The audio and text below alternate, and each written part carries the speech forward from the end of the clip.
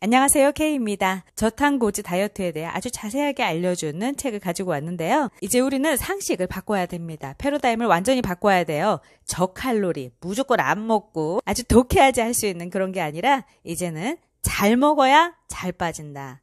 근데 여기 잘 먹어야를 잘 해석하셔야 돼요. 탄수화물을 줄이고 단백질과 지방, 채소 위주의 식사를 하는 거죠. 자, 그런 부분들에 대해서 자세하게 나오고 있거든요. 한번 살펴볼게요. 의학적인 원리부터 증상별 솔루션까지 저탄고지, 즉 키토제닉 당질 제한 다이어트 A to Z라고 나오는데요. 저자는 이영훈 님이십니다. 안과 전문의세요. 안과 전문의신데 어떻게 다이어트에 대한 책을 내셨을까요? 이분은 사실 어릴 때부터 비만이었다고 합니다. 평생이 다이어트인 거예요. 항상 먹는 거 조심해야 되고 운동에다가 여러 가지 다이어트에 대한 스트레스가 많이 있는 그런 삶을 이어왔는데요. 그래서 평생 힘든 다이어트 인생을 사셨다고 합니다. 그렇게 사시다가 저탄고지 다이어트를 만난 건 감격 그 자체라고 합니다. 살은 뺄 수는 있어요. 그런데 요요에서 좌절되었던 그 운명이 이제 요요 없는 다이어트, 유지 가능한 다이어트로 바뀌게 된 거죠. 어떻게 하셨는지 한번 들어볼까요? 저자는 이제 이렇게 얘기합니다. 살은 제대로 먹을 때 빠진다. 제대로 먹어야 합니다. 저자는 임상영양학 공부를 제법 열심히 하셨대요. 왜냐하면 전공인 안과 쪽 질환의 몸 전체의 연관성을 고려해 치료하는 대사치료법을 적용하고자 했기 때문인데요. 공부를 통해 그 핵심에 인슐린 저항성이라는 현상이 있다는 사실을 알게 되셨다고 합니다. 인슐린 저항성은 살이 찌는 원리와도 밀접한 관계가 있어서 더 관심이 가는데요. 인슐린 저항성과 관련된 자료들을 찾아보았고 그 과정에서 알게 된 지방의 역설이라는 책을 통해 저탄수화물 식단이라는 새로운 개념을 접하게 됐다고 합니다. 탄수화물을 줄이고 고기와 지방을 많이 먹으라고 권하는 이 생소한 식단. 근데 흥미는 느껴지는 거죠. 그래서 해외의 여러 자료와 국내외에 소개된 책들을 찾아서 공부를 하기 시작했고 직접 체험해 보기로 마음먹었던 거죠. 이른바 저탄수화물 고지방 다이어트, 이하 저탄고지 다이어트 이렇게 얘기하는데 이거를 시작하게 되신 거죠. 저탄고지 다이어트 핵심은 인슐린 저항성을 높이는 탄수화물 섭취를 줄이는 거고요. 대신에 지방 섭취를 늘려줘서 주 에너지원을 탄수화물에서 지방으로 바뀌는 거예요. 주식을 바꾸는 거죠. 탄수화물도 먹긴 먹습니다. 그런데 좋은 탄수화물로 먹고 우리가 사실 탄수화물을 많이 먹을 수밖에 없는 환경들에 있거든요. 빵, 면, 과자, 군것질 뭐 이런 것들 다 탄수화물인데 우리는 그것들을 먹고 나서 든든하게 식사를 했다 느끼지 않죠. 이거는 그냥 간식일 뿐이죠. 그러면서 주식을 또 먹거든요. 그러다 보니까 우리 현대인은 특히 한국인은 탄수화물을 아주 많이 섭취하게 되는 식생활 환경에 있는 거죠. 탄수화물만 제한하면 고기나 달걀 등을 마음껏 먹어도 되고 오히려 훨씬 건강한 몸이 된다는 이론이 너무도 매력적으로 다가왔다고 합니다. 그리고 그 결과 2016년 여름은 정말 놀랍고 신나는 시간으로 저자의 기억 속에 선명하게 자리 잡았다고 합니다. 저탄고지 다이어트의 효과는 매우 빠르고 확실하게 나타났대요. 밥, 빵, 면 등 탄수화물을 제한하는 것만으로도 첫 한 달 동안 체중이 5.5kg 줄었는데 이렇게 운동 없이 별 칼로리 제한 없이 5.5kg이나 쉽게 뺄 수 있었다는 게 너무 신기하고 이거다 싶으셨던 거겠죠. 저탄고지 다이어트의 효과를 몸소 경험하고 나니 굳이 절식하거나 심한 운동을 해가면 내 몸을 혹사시킬 필요가 없구나라는 생각이 들었다고 합니다. 욕심내지 말고 한 달에 2kg 정도만 체중을 줄이자는 목표를 세웠대요. 탄수화물은 아예 안 먹는 건 아니지만 대폭 줄이고 지방, 단백질, 채소는 듬뿍 먹었다라는 거죠. 그러면서 탄수화물이 든 음식을 먹고 싶을 때는 억지로 참으려고 애쓰지 않고 조금씩 먹기도 했다고 합니다. 이렇게 스트레스 받지 않으면서 느긋한 마음으로 저탄고지 다이어트를 꾸준히 실천한 결과는 정말 놀라웠다고 해요. 마음껏 먹으면서도 4개월 만에 총 15kg을 감량한 거죠. 그동안에 시도했던 모든 다이어트와 비교해서 단연 가장 쉬웠으며 다이어트 효과 역시 최고였다고. 무엇보다 자신의 몸을 혹사시키면서 스트레스 주면서 다이어트를 하는 게 아니라 충분한 양의 식사를 하면서 살은 빠지고 몸은 건강해지니 그 성취감과 행복감은 말로 다 표현할 수 없을 정도였다고 합니다. 그렇게 나는 수없이 요요를 되풀이하던 다이어트 흑역사와 이별을 고했다라고 이야기하고 있습니다.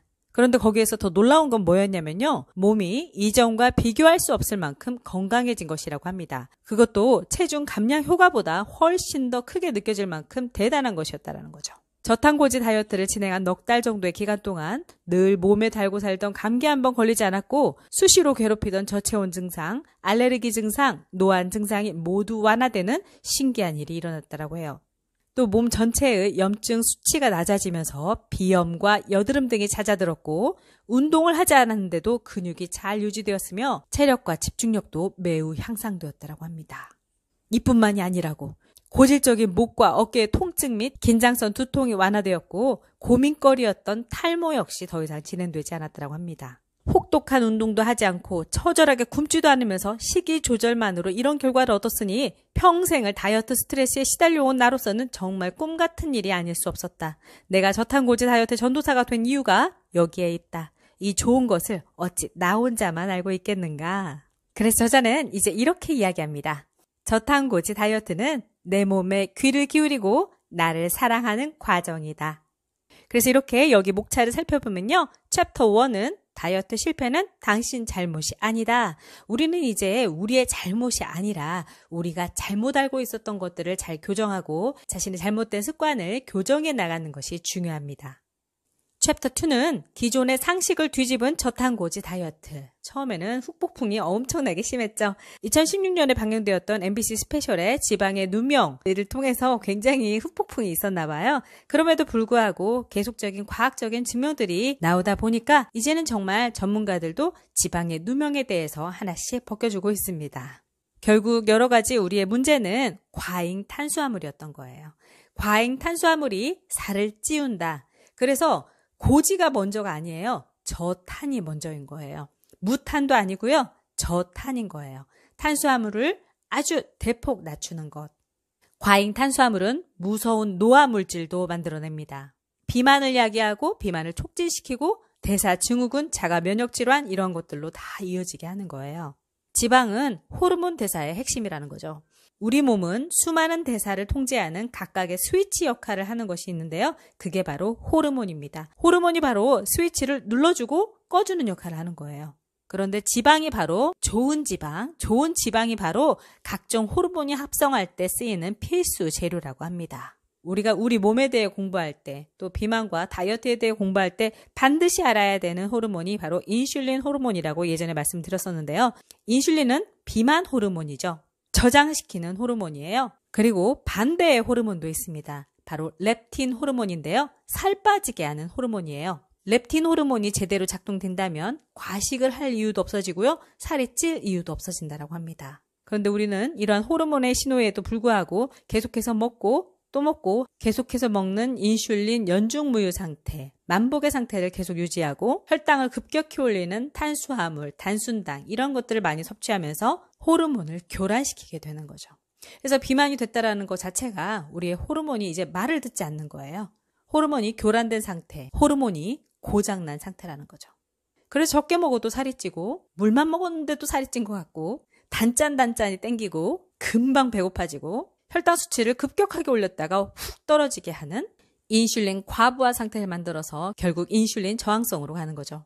근데 인슐린 저항성이라는 게 만병의 근원이라고 합니다. 인슐린 저항성은 만병의 근원으로서 고혈압, 당뇨, 비만, 암, 뇌졸중, 통풍, 불안장애, 다난성 난소, 불면증, 심장질환, 우울증, 이상지질 혈증, 여드름 등등 만병의 근원이 정말 많네요.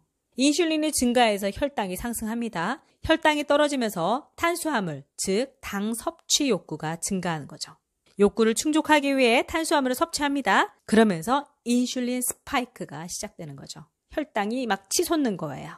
그렇게 해서 저혈당에 빠지면 빨리 허기를 느껴서 다시 당을 찾게 되고 당을 과도하게 섭취하면 다시 혈당 스파이크, 인슐린 스파이크로 이어진다는 거예요. 혈당 스파이크, 인슐린 스파이크, 저혈당 증상의 무한 반복 상태에 빠지는 거라는 거죠. 그래서 탄수화물을 많이 먹는 식습관이 정말 무서운 이유가 바로 여기에 있다는 거죠. 지방이 누명을 쓰고 지방이 비만의 주범인 줄 알았는데 결국 주범은 진짜 범인은 탄수화물이었다는 거죠. 당분이었다라는 거죠. 탄수화물과 당분이었다라는 거죠. 사실 지방은 오히려 인슐린의 영향을 가장 덜 받고 우리 몸에 중대한 역할을 하는데 탄수화물을 많이 먹는 식습관, 바로 탄수화물 중독이라고 표현할 정도로 개선하기도 어려운데요. 이런 과정이 계속 반복되면 췌장 기능이 망가져서 혈당 조절 기능에 심각한 문제, 당뇨병 이런 것들이 생길 뿐 아니라 대사증후군과 비만, 고지혈증, 고혈압을 비롯해 심각한 경우 암 질환을 유발할 수도 있다는 거죠. 이렇게 다양합니다. 오후 3시쯤이면 급격한 체력 저하를 느껴서 달달한 믹스커피 또는 달달한 빵이나 케이크나 이런 달달한 것들을 찾으시는 분들, 또 그런 습관을 가지신 분들, 그런 분들은 탄수화물 중독을 의심해 봐야 합니다. 그것들이 이런 만병의 근원을 야기시키는 거죠. 또 우리가 알아야 되는 호르몬 중에서 아주 중요한 호르몬이 있습니다. 바로 코르티솔 호르몬입니다. 스트레스 호르몬인데요. 스트레스도 만병의 근원이죠. 스트레스가 많으면 살이 찌게 됩니다. 다이어트를 할 때 스트레스가 많은 상태면 절대 살이 안 빠지죠. 마구막 퍼먹는 거 드라마에서도 많이 나오죠. 감정을 먹는 걸로 풀어요. 맛있는 걸 먹으면 기분이 좋아지긴 하거든요. 우리는 이런 감정을 이제 따로 관리할 필요가 있습니다. 바로 이 스트레스 호르몬 코르티솔은 부신에서 분비된다고 합니다. 부신 많이 들어보셨죠? 그래서 이제 우리는 이 부신을 힐링하는 습관을 가져야 되는데요. 스트레스가 많게 되면 즉 코르티솔 호르몬이 분비되면서 인슐린을 자극하고 혈당을 상승시키고 염증을 증가시키고 과식 폭식을 유발하면서 체지방 증가로 이어지게 합니다. 과민성 증상도 나타나게 하는데요. 그러면서 우리의 근육은 손실되고 지방간이 합성되고 췌장이 파괴되고 인슐린이 또 자극되고 이런 악순환에 빠지게 됩니다. 그래서 제가 이 책을 읽으면서 가장 중요하다고 생각하는 거는 1번 저탄수화물이에요. 2번은 스트레스를 피하는 거예요. 즐거운 생활을 할 수 있도록 해야 되고 내 마음을 다스려야 돼요. 책을 읽으셔야 돼요. 책 읽으면 정말 전 스트레스 받았던 게 굉장히 다 누그러지거든요. 아니면 여러분이 정말 좋아하는 것들을 하셔야 돼요. 영화를 본다거나 또 음악을 듣는다거나 잠을 푹 자버린다거나. 저는 정말 제가 스트레스를 받을 때 제가 즉각에서 해결하는 그런 많은 방법들을 가지고 있거든요. 저는 서점으로 달려가거나 요즘에는 이제 걷는다거나 그렇게 장소만 바꿔줘도 굉장히 기분 전환이 되거든요. 또 샤워를 한다거나 재미있는 텔레비전 예능 프로그램을 본다거나 또는 기도를 한다거나 또는 KTV 채널에 있는 여러 가지 영상들을 다시 한번 들으면서 그래 이런 것들이 있었지 내가 또 까먹었었구나 하면서 저를 달래준다거나 이것저것 또 하기 싫다? 그냥 잔다거나 잠에 푹 드는 거죠. 저는 낮잠은 정말 자진 않았는데 기분이 굉장히 안 좋고 스트레스를 많이 받은 날에는 잠자리에 일찍 드는 거죠. 그러고 나면 다 없어져요. 다시 리셋되는 거죠. 다시 초기화되는 거예요. 우리의 뇌가 그렇게 활동합니다. 얼마나 좋습니까? 우리는 망각이라는 게 있기 때문에 다 기억하지 못하죠. 안 그러면 다 기억할 수 있으면 이 코르티솔이 엄청나게 분비될 거예요. 10년 전, 20년 전, 한 달, 일주일 전 이런 모든 것들이 다 생각이 나는 거죠. 우리를 괴롭히는 거예요. 그래서 부신을 힐링하는 방법으로는 저탄고지가 굉장히 중요하고요. 그러면서 부신이 회복된다고 합니다. 코르티솔 분비가 안정화된다고 해요. 그러고 나서 고지를 공부하면서 제대로 알면서 해야 되는 거죠. 그러면서 여기에 많은 케이스들이 나옵니다. 거기에 의학적 원리와 솔루션들을 제시하는데요. 어떤 분은 폭식과 과음과 여러 가지를 반복하는 삶을 살다 보니까 비만은 물론이거니와 원형 탈모까지 왔다는 거예요. 그분도 저탄고지 다이어트를 통해서 원형 탈모도 극복하게 됐다고 합니다. 또 아이들이 알레르기 비염 요즘에 굉장히 흔하잖아요. 그러한 부분도 아이들이 당을 너무 많이 먹고 있진 않은지 너무 많은 탄수화물에 노출되어 있진 않은지 그런 것들을 살펴보시면서 공부해서 제대로 저탄고지를 하는 게 중요한 거죠.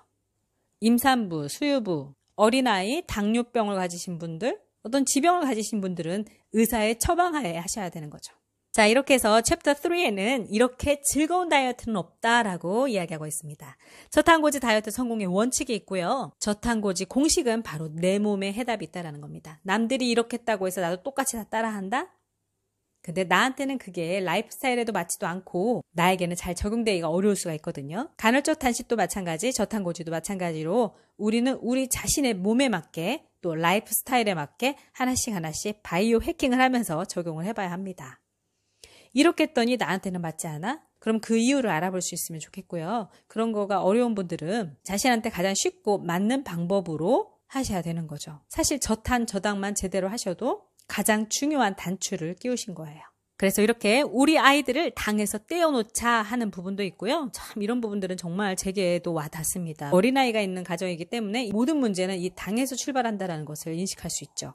그래서 어린이 비염과 아토피에도 저탄고지가 답이다라고 나오고 있습니다. 저탄고지를 하다 보면 내가 잘하고 있는 걸까 하는 의문이 들 수가 있거든요. 나와 잘 맞는 것인지를 확인하는 방법은 크게 두 가지가 있다고 해요. 첫째는 저탄고지 식단을 하고 나서 컨디션과 에너지 상태를 확인해 봐야 하는데요. 컨디션도 좋고 힘도 넘친다면 지방 대사가 잘 되는 사람이라고 합니다. 둘째는 저탄고지 식사 이후 몸의 변화를 확인해 보라고 하는데요.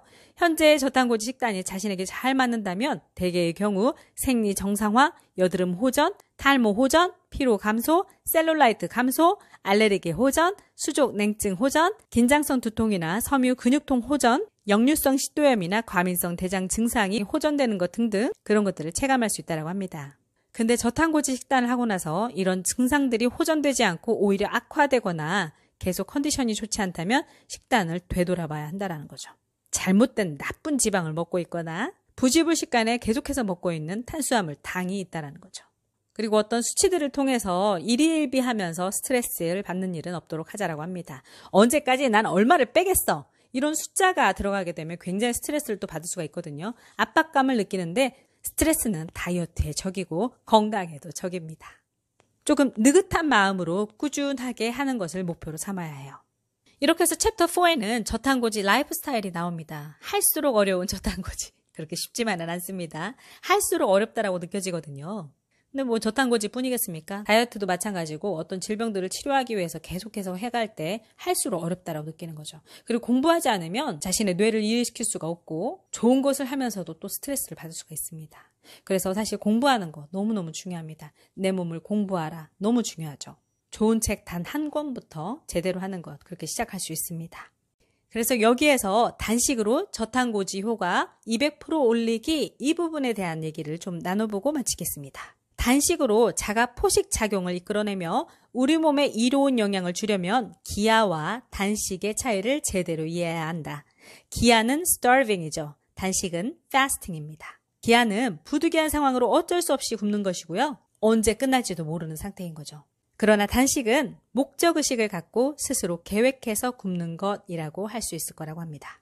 하지만 기아와 단식의 진정한 차이는 그저 자발성, 계획성만으로 설명할 수 있는 간단한 것이 아니라고 하는데요. 영양학의 측면에서 둘의 차이는 건강과 질병의 차이만큼이나 크다고 할 수 있기 때문이라고 합니다. 우리 몸이 음식 섭취가 중단된 상태를 기아로 느끼는가 아니면 단식으로 느끼는가가 이렇게 중요하다고. 따라서 단식을 할 때는 우리 몸이 받을 스트레스를 최소화하여 단식을 편안하게 받아들이도록 해야 한다. 예로부터 단식은 많은 사람들이 몸을 정화하는 수단으로 여겼고 여러 역사적인 인물들도 그 효과를 인정했던 바라고 합니다. 인도의 성인 마하트마 간디는 몸이 아플 때 단식을 하면 몸이 치유되고 마음이 깨끗해지는 것을 느꼈다. 나에게 가장 소중한 것은 기도와 단식이다라고 말했으며 미국의 건국의 아버지 중 한 명으로 꼽히는 벤저민 프랭클린은 휴식과 단식은 최고의 약이다라고 단식의 효과를 칭송했다라고 합니다. 단식이 몸과 마음의 치유에 도움이 된다는 사실은 다양한 실험을 통해 입증되었는데요. 2016년 일본 도쿄공업대 명예교수인 오스미 요시노리 박사는 인체의 자가포식 작용을 다룬 연구로 노벨 생리학상을 수상했다고 합니다. 자가포식, 이전 영상에서도 말씀드렸었는데요. autophagy라고 하죠. 우리 몸이 생존을 위해 영양분이 필요하다고 느낄 때 몸 이곳저곳에 망가진 세포를 분해해서 에너지원으로 사용하는 작용을 말합니다. 우리 몸에 필요 없는 세포의 찌꺼기를 제거하는 동시에 에너지로 사용하고 결국 치유에 이르게 되는 이 같은 작용은 인간의 몸이 생존을 위해 스스로를 치유하는 힐링 팩터, 즉 인체 보호 및 재생의 메커니즘을 가지고 있음을 뜻한다고 합니다. 근데 자가포식이 일어나려면 우선 영양 결핍 상태가 되어야 한대요. 그래서 인위적인 단식으로 영양 결핍 상태를 만들어내는 것이라고. 이런 상태가 되면 우리 몸은 못 쓰는 세포 찌꺼기들을 재활용해서 에너지원으로 만들고 찌꺼기들이 제거된 자리에 새로운 단백질을 채운다고 합니다. 낡은 세포를 태워 새 세포를 만드는 정화 과정이라고 보면 되겠죠. 오스미 요시노리 박사의 노벨 생리학상 수상은 의학계의 큰 사건이었는데요. 자가포식의 개념은 예전부터 존재하는 것이었지만 요시노리 박사가 단식을 통한 자가포식이 존재한다는 사실을 최초로 증명해냈고 그 공로를 과학적으로 인정받은 결과였기 때문이라고 합니다. 저도 지금 간헐적 단식으로 지금 배에서 꼬르륵 소리가 났습니다. 예전 같으면 꼬르륵 소리가 나면 큰일 났다 이렇게 생각했을 텐데 지금 이 꼬르륵 소리가 굉장히 반가워요. 아, 내 몸에 지방이 이제 태워지기 시작하는구나. 내 몸이 정화되고 있구나. 아, 기분 좋다. 이렇게 받아들이는 거죠. 자, 그렇게 해서 간헐적 단식으로 저탄고지 효과 200% 올리기 첫 번째는 단식의 효과인데요. 간헐적 단식이 같이 병행되어야지 좋습니다. 병행될 수밖에 없습니다. 제대로 된 단식은 자가포식 작용을 일으켜 우리 몸에 활력을 주고 대사를 높이고 체지방을 태워 체중 감량 효과를 가져온다. 또한 면역력을 높여주고 노화를 늦춰주고 성장을 촉진시키고 눈 건강에 도움을 주고 스트레스를 없애주는 역할도 합니다. 여기에서 조금 자세히 설명을 드려보면 단식 상태에서는 체지방을 꺼내서 연료로 쓴대요. 그래서 근육 손실 없이 체지방만 줄이는 이상적인 체중 감량을 할 수 있다고 합니다. 또 제대로 단식을 하면 혈당이 안정되면서 콜레스테롤 수치가 감소하고요. 모든 대사가 느려지니까 당연히 혈압도 떨어진다고. 혈당이 떨어지니 면역력은 향상되고 염증 수치도 저절로 감소된다고 합니다. 이런 것들은 키토제닉 다이어트를 하여 지방 대사를 하는 것과 같은 결과를 가져온다고. 반대로 기아 상태에서는 면역력이 떨어진대요. 당 대사가 촉진되기 때문에 그러는데요. 너무 신기한 거는 탄수화물과 가공 당류를 많이 섭취했을 때와 같은 변화가 기아 상태에서 나타난다고 합니다. 그러니까 우리가 이전에 굶으면 살이 더 찐다, 굶으면 살이 잘 찌는 몸으로 바뀐다, 굶으면 우리 몸이 기아로 인식해서 다 지방으로 저장하려고 한다. 이런 것들도 다 맞긴 한 거예요. 그런데 기아 상태로 자신의 의지와 상관없이 또는 계획성도 없이 또는 제대로 알지 못하고 가는 상태로 스트레스를 많이 받게 되면 이렇게 탄수화물과 가공 당류를 많이 섭취했을 때와 같은 변화가 나타난다는 거죠. 그리고 간헐적 단식을 하면서 소화기관을 쉬게 하는 거죠. 호르몬을 쉬게 하는 거고요. 공복 상태로 만들어주는데요. 이러한 과정을 통해서 지친 장이 회복되는 기간을 가지는 거죠. 의도적으로, 계획적으로 가지는 거예요. 음식이 들어오지 않으니 장도 쉬면서 자체 해독 과정을 거치는 것인데 이 역시 단식에 빼놓을 수 없는 장점 중 하나라고. 또 탄수화물, 당의 과도한 섭취는 간의 해독작용을 가로막는 원인이 되기도 하는데요. 탄수화물 섭취가 많을 경우에 간은 해당 과정을 수행한다고. 당을 분해하는 거죠. 탄수화물을 분해하여 포도당으로 만들고 인슐린의 호르몬 작용으로 지방 및 콜레스테롤도 만들어내는 작업을 하는데요. 이렇게 간이 많은 일을 하게 하면 간도 연중무휴 상태로 만들게 되면 당연히 청소는 뒷전이 될 수밖에 없다고. 바로 해독은 뒷전이 될 수밖에 없어 염증이 쌓이게 되는 거죠. 간헐적 단식을 하면 탄수화물이 자연적으로 제한되므로 간이 오롯이 해독 작업에만 몰두할 수 있게 한다고 합니다. 이렇게 중요한 것들이 이렇게 있었네요. 또 이전 영상에서도 말씀드렸는데 인슐린과 성장 호르몬, 이거는 반비례하는 물질인데요. 우리는 만복일 때 인슐린이 우리의 몸을 지배하는 상태가 되고 공복일 때 성장 호르몬이 지배하는 상태가 될 수 있다고 했는데요. 성장 호르몬은 지방 대사를 촉진하고 인슐린은 당 대사를 촉진한다고 합니다. 단식을 하면 인슐린 수치가 낮아짐으로써 모든 성장 호르몬의 분비가 증진되는 거예요. 그래서 간헐적 단식만으로도 모든 성장 호르몬의 분비를 증가시킬 수 있는 거죠. 그래서 아이들이 아파서 한동안 잘 먹지 못하다가 그 뒤에 키가 훌쩍 크는 경우가 있는데 이런 이유 때문이라고 합니다. 어른들이 아이들은 아프면서 큰다고 하는 말이 그냥 하는 옛말이 아니라 과학적으로도 일리가 있다라는 거죠. 조상의 지혜가 정말 감탄스럽네요. 이제 우리는 우리 몸의 메커니즘에 대해 이렇게 기억해야 합니다. 따라해보세요. 인슐린 수치가 증가하면 살이 붓고 성장 호르몬이 증가하면 키가 큰다. 또 살이 빠진다 라고 기억하면 좋겠습니다. 그러면서 안과 전문의답게 눈이 맑아지는 부분에 대해서도 이야기하고 있습니다. 단식은 케톤을 생성시켜 눈과 머리가 맑아지는 효과도 가져오는데요. 인슐린 저항성 때문에 저하된 눈의 조절 능력이 케톤의 힘으로 강해져 쉽게 초점을 맞출 수 있기 때문이래요. 저탄고지식을 통한 충분한 지용성 영양소의 공급은 망막의 대사를 원활히 하는 데 큰 도움을 준다는 거죠. 또 스트레스를 감소시키는데요. 단식의 효과는 육체적 건강에 국한되지 않는 거죠. 지방 대사 과정에서 나오는 케톤과 지방산은 혈당이 급격히 올랐다가 떨어졌다가를 반복하면서 생기는 브레인 포그를 없애주고 뇌에 꾸준히 에너지를 공급해서 정신을 맑게 해주며 편안한 마음을 유지하게 해준다고 합니다. 그래서 결국 우리는 간헐적 단식과 저탄고지를 하나로 묶어서 생각해야 되는 거죠. 그 말은 간헐적 단식과 저탄고지를 통해서 우리 몸이 계속 자가포식을 하고 있게 할 수 있다는 거죠. 근데 여기에서 저자이신 의사 선생님께서 굉장히 자주 말씀을 해주시거든요. 제발 저탄고지 좀 제대로 좀 이해하라는 거죠. 오해하고 잘못 먹지 좀 말라는 거죠. 저탄고지의 끝은 탄수화물을 전혀 먹지 않고 지방만 퍼먹는 단계라고 여기는 것인데 이거는 너무나 잘못된 생각이라고. 필자는 저탄고지의 끝은 단식이라고 말하고 싶다고 합니다. 저탄고지의 의미를 제대로 다시 한번 짚어봐야 하는데요. 저탄고지는 한마디로 인슐린 감수성을 높이는 식이요법이라고. 그런데 인슐린을 가장 자극하지 않는 방법이 바로 단식이라는 거죠. 간헐적 단식. 따라서 저탄고지를 하면서 때때로 단식을 하면 더욱 효과가 좋아질 수밖에 없다라고 합니다. 자, 마지막으로 정리를 해보면 저탄고지는 음식을 가려 먹어야 하는 일종의 제한식이긴 한데요. 하지만 단지 탄수화물만 줄이는 식단이기에 저탄고지 식이요법만큼 많은 종류의 음식을 먹을 수 있는 제한식은 없다라고 합니다. 단 거기에서 당이라든가 가공식품 같은 것들은 완전히 제한을 해야 되는 거죠. 우리 몸의 호르몬의 교란을 일으키는 것들, 망가지게 하는 것들은 다 제한을 하는 거예요.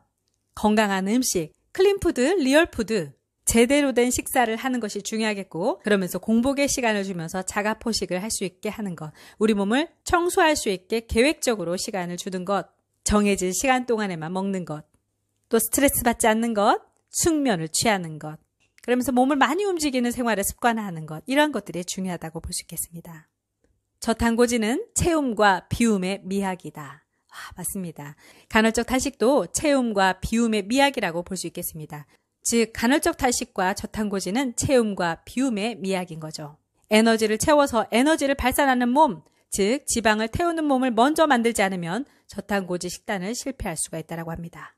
잘못하면 간헐적 단식이 아니라 간헐적 폭식으로 이어질 수가 있는데요. 우리는 가능한 한 다채롭게 먹는 것이 중요하다는 거죠. 진짜 컬러 푸드, 리얼 푸드를 먹어야 되는 거죠. 그래서 저자가 결론적으로 얘기하셨듯이 잘 먹어야 잘 빠진다.